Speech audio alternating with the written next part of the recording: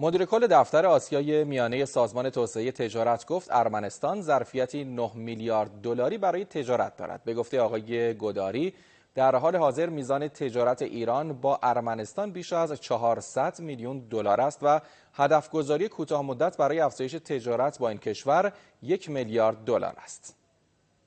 همسایه شمالی کشور با 44 کیلومتر مرز مشترک، ارمنستان با جمعیتی 3 میلیون نفری یکی از مقاصد صادراتی ایران.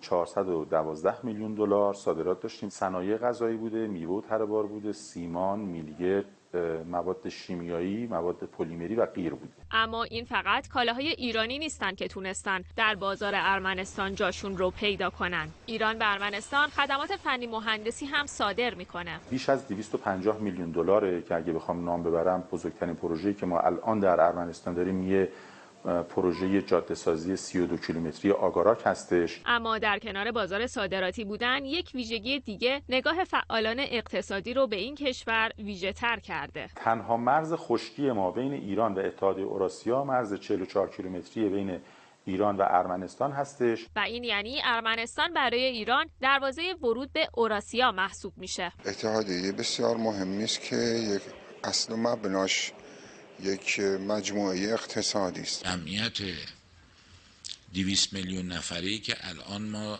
نگاهمون تو اوراسیا بهشه، بخوایم به عنوان جامعه هدف در نظر بگیریم، خیلی از جنس‌های شما اونجا مورد نیازه. حالا با اجرای قرارداد تجارت آزاد بین ایران و اتحادیه اوراسیا که منتظر تصویب مجالس طرفینه، مسیر برای فعالیت‌های اقتصادی تجار کشورمون در اوراسیا آسان‌تر میشه. توافقی که با 5 کشور عضو اوراسیا کردیم اینه که تا پایان سال میلادی جاری، یعنی مثلا تو هم دی و بهمن نهایتاً بتونیم همه 6 کشور، ما و اون 5 کشور، بتونیم موافقتنامه رو در مجالسمون به تصویب برسونیم. آمارهای سازمان توسعه تجارت نشون میده میزان صادرات به ارمنستان به عنوان یکی از کشورهای اتحادیه اوراسیا در 6 ماه امسال 225 میلیون دلار بوده که نسبت به مدت مشابه پارسال 15% رشد داشته. تا پایان برنامه هفتم کشور باید سالانه رشد 23% صادرات غیر نفتی رو تجربه کنه.